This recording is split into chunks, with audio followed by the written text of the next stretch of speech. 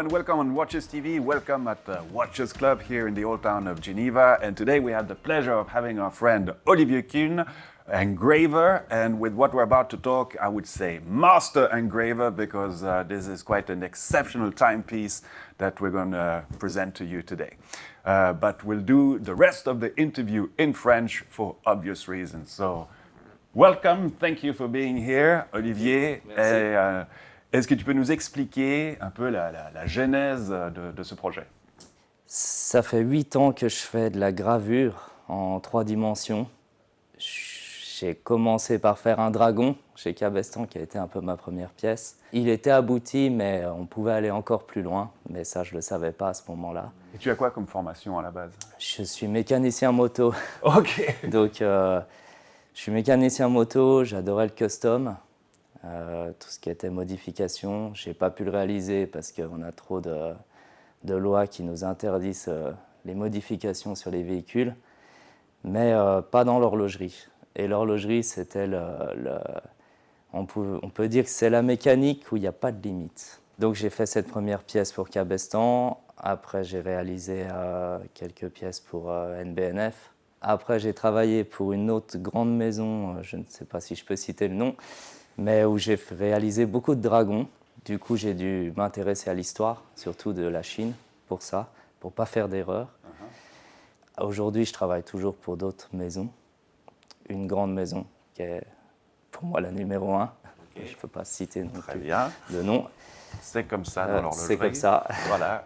Durant la période du Covid, où il y avait d'un coup moins de boulot, qui se sont amusés à tout fermer, ça m'a créé une porte où je me suis dit, voilà, j'ai du temps, enfin, je vais pouvoir me lancer à faire ma montre.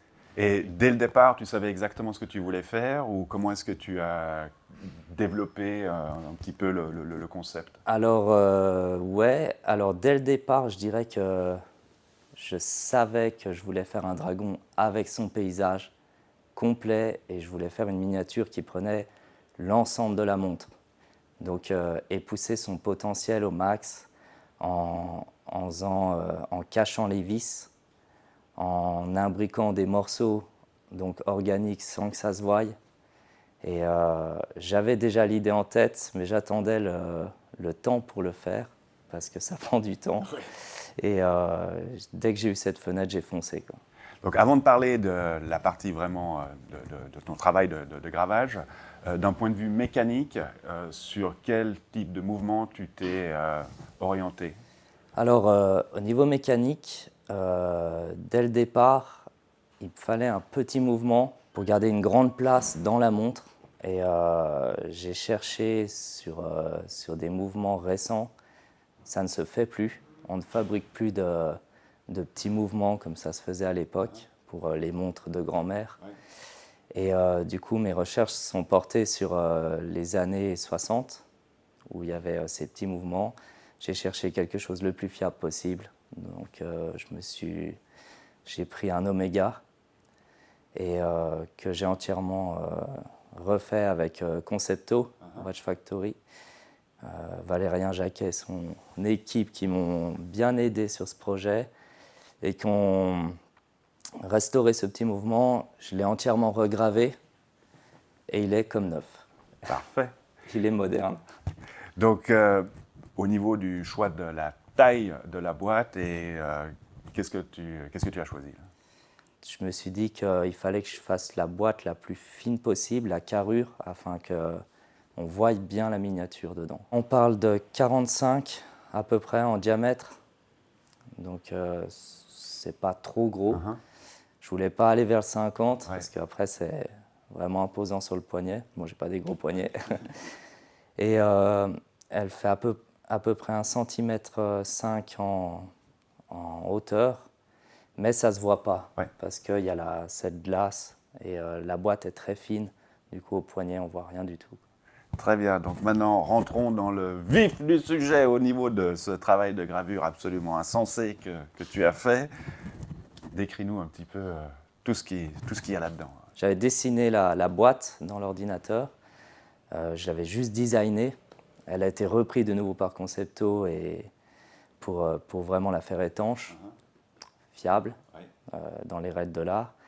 Et moi, je me suis concentré sur la miniature, donc j'ai vraiment attaqué en 3 dimensions. Je suis parti d'une sphère et j'ai tiré mes points tout doucement.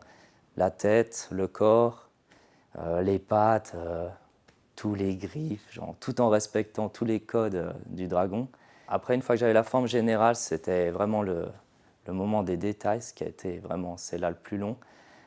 Faire les détails, prendre soin aussi de penser comment l'emboîter, où je vais couper pour pas que ça se voie. J'ai mis quand même pas loin d'1 an au niveau ordinateur, rien que pour le faire. Et puis ben après, une fois validé, une fois tout OK, c'était un casting, comme chaque miniature que je réalise, qui se fait chez Altman Casting, avec qui je collabore depuis plus de 15 ans. On a fait ce casting et après, je reprends tout à la main, en gravure, l'ajustage, qui est justement complexe, car on est sur des formes organiques. Donc on ne vient pas tout droit, on vient de travers. Donc il y a vraiment un ajustage très précis à faire. Au niveau du casting, justement, combien de parties différentes il y a? Alors, au total, il y a 12 parties, mais comme après, il y a certaines parties soudées, là au montage, il y a 6 parties. D'accord. Il y a 6 parties de miniatures qui sont emboîtées les unes dans les autres, avec une grande précision. Et j'ai aussi pris soin à chaque emboîtage, chaque endroit où le dragon est joint, de créer des négatifs pour qu'on ne voie pas les jointures. Oui, ça, c'est vraiment la... Ce qui a été très complexe, Ouais. justement, parce que ça rentre au chausse-pied dans chaque morceau. Et c'est même très délicat de le mettre dans la boîte, parce qu'il y a des parties qui rentrent par en haut, des parties qui rentrent par en bas. Et tout ça est fixé sur le côté de la boîte. Et ce qui crée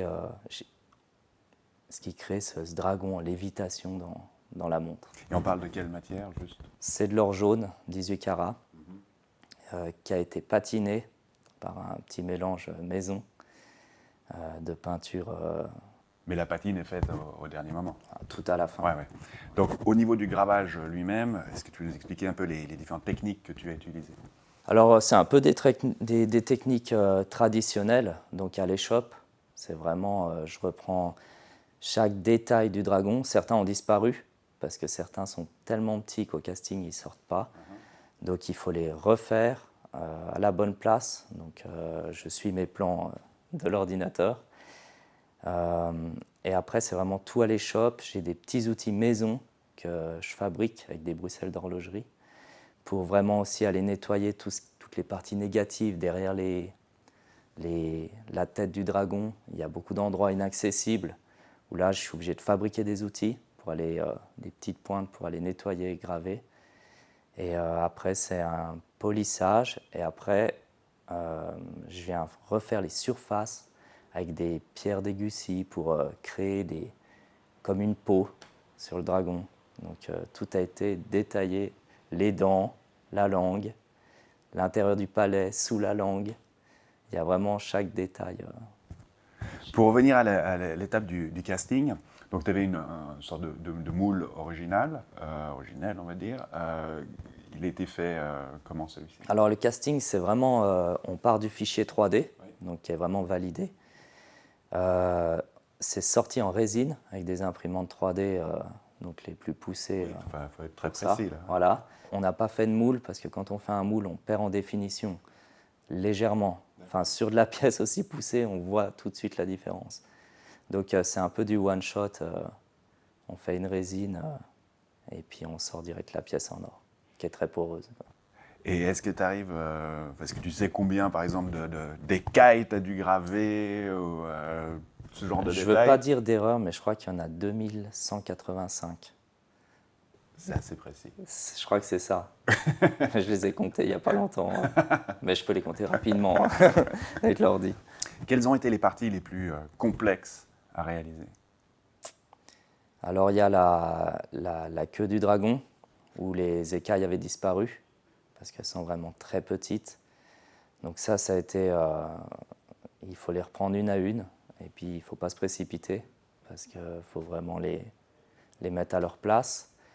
La plus grande difficulté, ça a été quand j'avais dessiné le dragon, c'était de savoir où le couper pour que ça rentre. Et on ne peut jamais le savoir avant de le faire, de l'emboîter. Donc C'est un on petit est peu à stressant. du 95% sûr de est-ce qu'il va rentrer correctement ou pas. Alors, il y avait un peu d'ajustage à la fin pour qu'il rentre, mais une fois qu'il était rentré, je dirais que là, j'étais satisfait.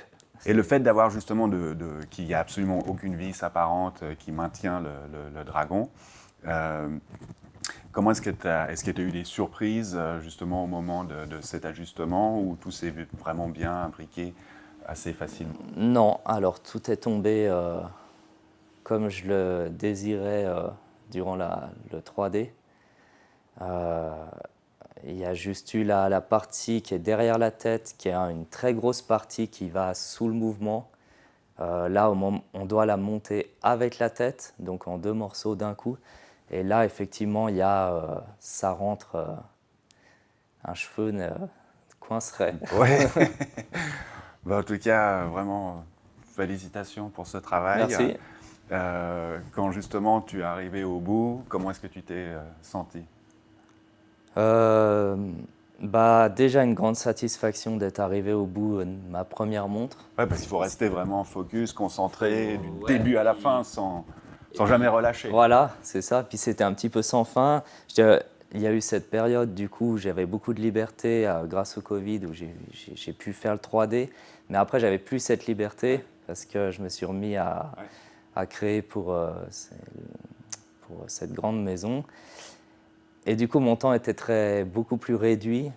J'ai dû bosser tous les jours pour Tu avais l'impression des fois que de tu pas n'allais avancer. jamais arriver au bout, en fait. Ouais. Et pour finir, on est arrivé au bout avec quelques challenges, je pense, comme dans toute première montre. Mais une grande satisfaction. Et puis déjà l'envie de faire une deuxième. Oui, c'est ce que j'allais te demander. Est-ce que tu es prêt à rempiler après une telle aventure? Alors, j'ai déjà attaqué pour faire une deuxième pièce qui ne sera pas du tout de cet univers, qui aura la même boîte, Oui. le même mouvement, mais beaucoup plus rock'n'roll, quoi. Excellent. Voilà. Je te souhaite plein de courage pour cette nouvelle aventure. Merci d'être passé. Merci à toi, Marc-André. C'était un plaisir. So I hope you enjoyed this video and this extremely audacious and spectacular timepiece. I mean, it's not every day that you see something with such level of craftsmanship inside. Absolutely mesmerizing. Thanks for watching. See you real soon. And as we say here, Thank you. Viva Watchmaking! Merci. Bye.